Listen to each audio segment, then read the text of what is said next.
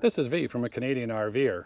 Where we are today is we're back here with Dennis, and you see in the last video that we did, we winterized this Puma. Now we're going to unwinterize it. So Dennis, take it away. Hey, okay V. The first thing we're going to do, once you arrive at your trailer, we're going to do an assessment on the trailer. So what you do a walk around. You check your tires, you check your awnings, your roof, and things like that before you start anything. The next step is we're going to do the battery. Make sure your battery is fully charged, and we hook up the battery first before you hook up your hydro to your trailer. So let's do that now.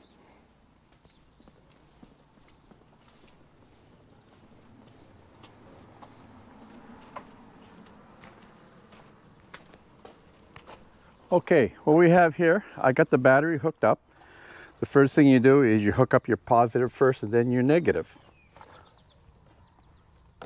And just make sure that the nuts are secured on that. Next thing you're going to do is you're going to hook up your propane tanks. Make sure there's enough gas in there, or make sure they're full. Because later on we're going to test the gas on the hot water tank and the stove. Okay, they're both secured. Turn on your gas on both tanks. Is there a switch over on that? Yeah, there's a switch over on this. When one tank runs empty, it'll turn red. Oh, I see. It's and automatic. Then you switch it over to the opposite tank. Right. That's why it's good to have both tanks on. So that way you don't have to fool around. The gas lines need to be purged before anything works on the trailer. Of course. Okay. Now we're going to go on the other side and take a look at the water and the hydro.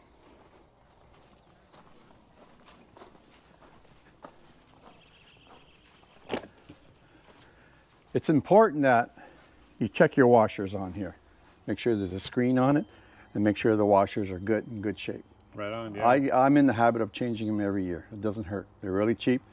Get the rubber washers, don't get the plastic. And I got quick disconnect on here so I can do my job properly. My water line is still there underneath. I haven't hooked it up yet. So we're going to go over here.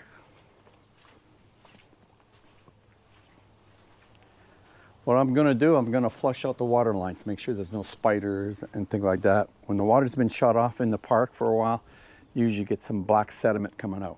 So we're going to turn it on and just let the water run for a few seconds through the water line. As you can see, I have a pressure regulator on here, 40 to 50 pounds PSI. I have one with a gauge, but you can buy these at any hardware store. Right, yeah. They're about $15 to $20. So that's also a bit of a filter in it too? Yes. Well, you can put a screen on It's got a screen, yeah. Yeah. But don't forget, you have a screen on the trailer. That's right, yeah. So when it's hooked up, the water will run through it. Yeah. These will last quite a while. If you notice your pressure is dropping, it's a good idea to have the regulator changed. Most of the time it's the regulator or the filters are plugged. Right. The screens. Okay, now we're going to hook up the water.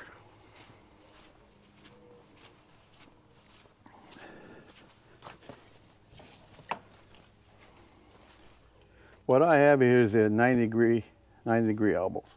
It's good to have. That's a good idea, yeah. It's good to have that, because if your line is like this, it's going to put stress on the inlet and it'll crack it. Yeah. So get yourself some 90 degree brass connectors and just hook up the water here.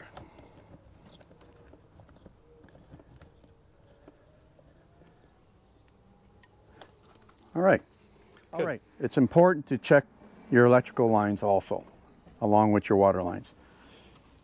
This is a 50 amp plug. Check your prongs here. Make sure there's no rust or any calcium buildup on there. If there is, got myself a little brush here. You just clean it off here. Now use dielectric grease. Oh, that's a great idea, yeah, of course. Okay, yeah. It's good to put on it. It increases the contact, better contact with it. Right, right. Check your plug on the box. The power is off right now. Looks like it's okay. And over at the trailer, same thing. Check your prongs on the trailer here. If you grab it and they move, change it. Because you know there's something wrong with it. That's loose or burnt, Okay, change the whole thing. What I'm going to do is I'm going to put some grease on it. Dielectric grease. Right, there's no arcing that way. It's a good contact. Yeah, good contact. Grab the end. This is a screw type, a little bit. You slide it in and you turn it.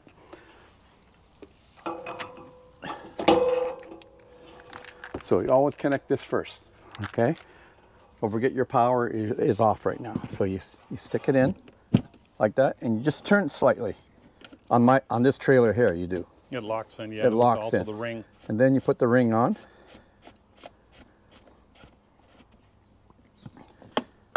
Okay, that's hooked up. Let's hook up the power here to the box. Oh, good. Okay, I can edit that out. Okay, good. Okay, this end, I'm going to put some dielectric grease on here also.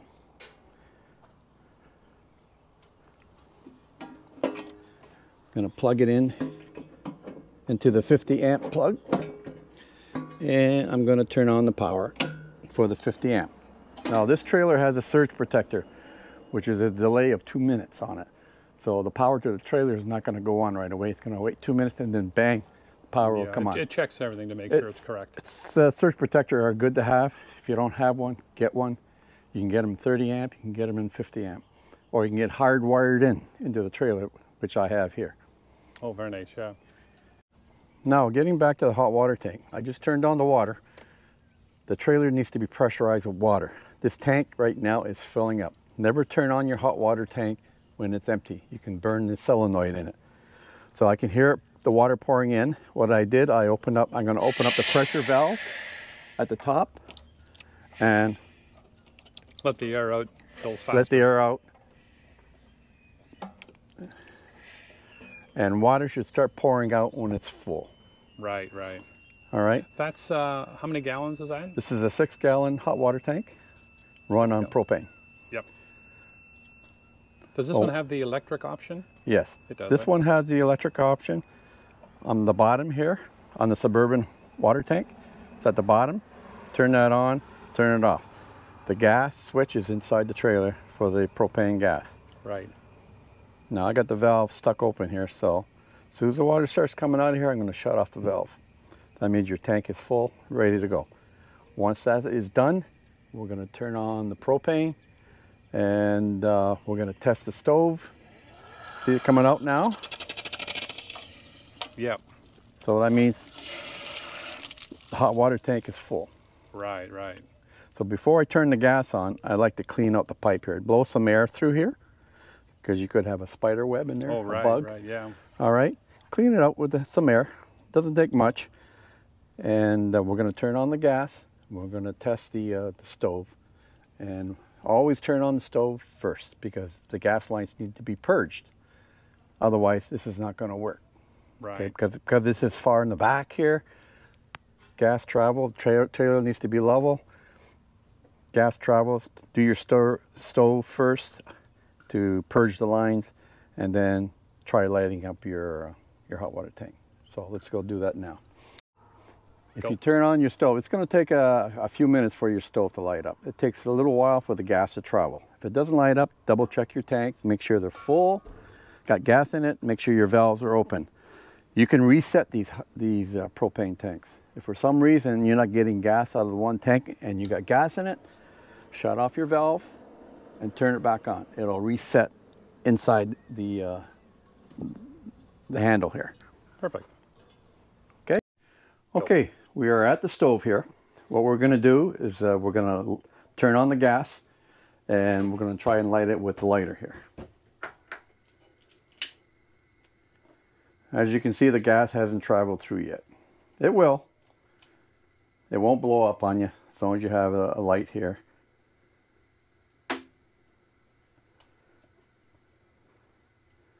Yeah, you can see it takes. You can hear it coming through. It's pushing all the air out of the line. You develop air pressure in the gas lines during the winter.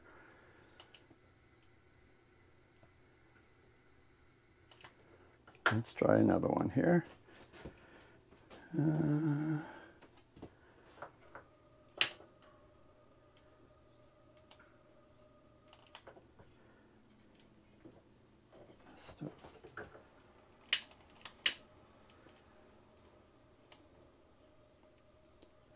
You can see the flame where it's pushing it back. Yeah, you can.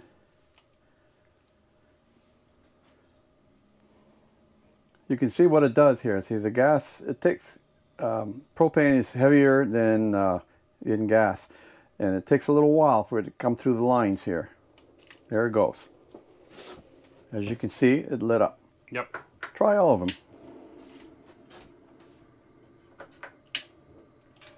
Just leave it on for a minute or two, just to purge the lines, the gas lines. And just shut it off. Yeah, we're good. Leave the glass up because it's plastic. Let it cool down, and we're all set with the stove. Okay, now what we're going to do, I'm going to turn the switch on for the gas for the hot water tank, and we're going to see if that lights up. Okay, I got the gas turned on the hot water tank. It'll try and light it 3 times, and after that it'll stop. Then you have to turn, you hear it? Gas went on. Yeah, perfect. See how easy that was? Yeah, very nice. You always have to purge your gas lines through the stove first, and then the hot water tank. Right on, yeah. It'll take 10 minutes to warm up the water in your hot water tank with the electric switch on. With the electric switch on, without the gas, it'll take about a half hour to warm up your hot water tank. Yeah, yeah, of course, the flame's faster. Yeah. Some of the hot water tanks have larger tanks, 10 gallon, 12 gallon. But this is a 6 gallon tank. Okay, this is the freshwater tank inlet. It's good to sterilize it once in a while with bleach. You use a half a cup of bleach for every 15 gallons of water. But you mix the bleach in a pail with water first. Do not put pure bleach down here. It'll just burn everything. Yeah, not a good So you idea. mix it in the pail, you put the water inside the inlet here, and you fill it up about a third. Go inside and turn on your pump. Okay, it'll pressurize the lines, and it'll push the bleach through the water lines, through your taps, through your bathroom tap, through your shower. Once that is done, you let it sit for 12 hours or more. So the bleach, the bleach can kill the germs and all that. Like I do this once in a while. I don't use this trailer quite a bit, so every 2 years I sterilize my water line with bleach. You can buy the chemicals in the RV store or the hardware store. You can get it and mix it, but bleach is a lot easier to use. Half a cup bleach for every 15 gallons of water. Perfect. So if you got a 45 gallon, you can fill it up if you want. But I only put a third in because you don't need that much water to bleed your lines. Because then you have to drain everything out too. Yeah, and once you got to clean your tank out too. So you fill up your tank after you're done everything. You fill up your fresh water tank, and then you drain it. Drain the whole thing. Drain the whole thing. Yeah. Okay, now we're going to go inside. We're going to flush out the antifreeze through the water lines. Okay, the last thing you want to do, you want to flush out the antifreeze out of your water lines. So you just turn on the tap. You can see the pink stuff coming out. It doesn't hurt your holding tanks. Let it drain into the holding tanks. Do the opposite side, hot water, till it's clear. How you can tell is you don't get any more fuzz. Yeah, it seems to be dissipating. It's clearing up now. Usually the hot water tank, there's sediments in there too, so you can see this is the hot water tank coming out.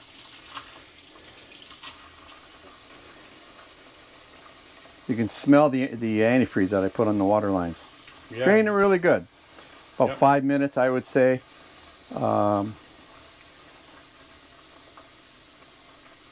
Okay, let's go to the bathroom now. We'll take care of the bathroom. Okay, now we're going into the bathroom here.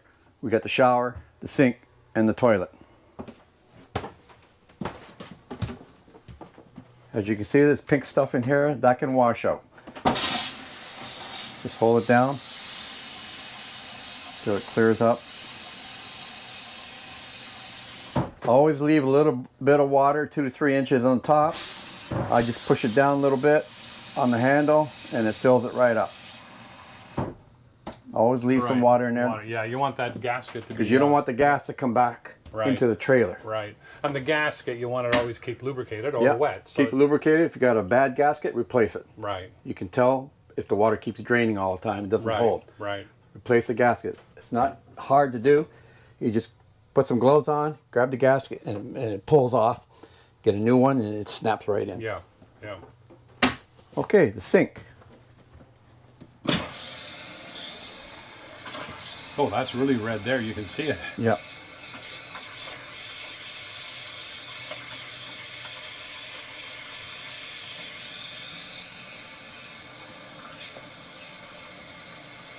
Wow, that cleared up pretty quick. Yeah, do the cold.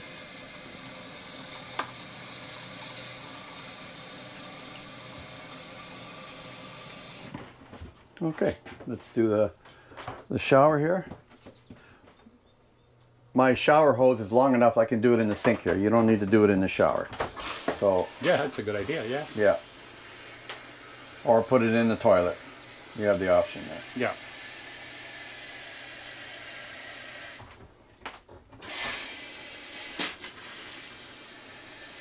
You can see it's also pulling the air out of the lines and doing a good job. Yep.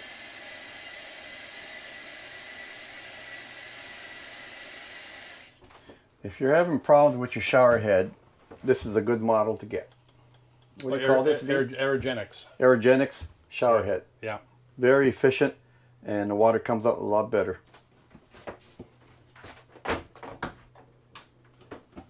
All right. Now everything is pretty well done. The trailer is just about ready to use.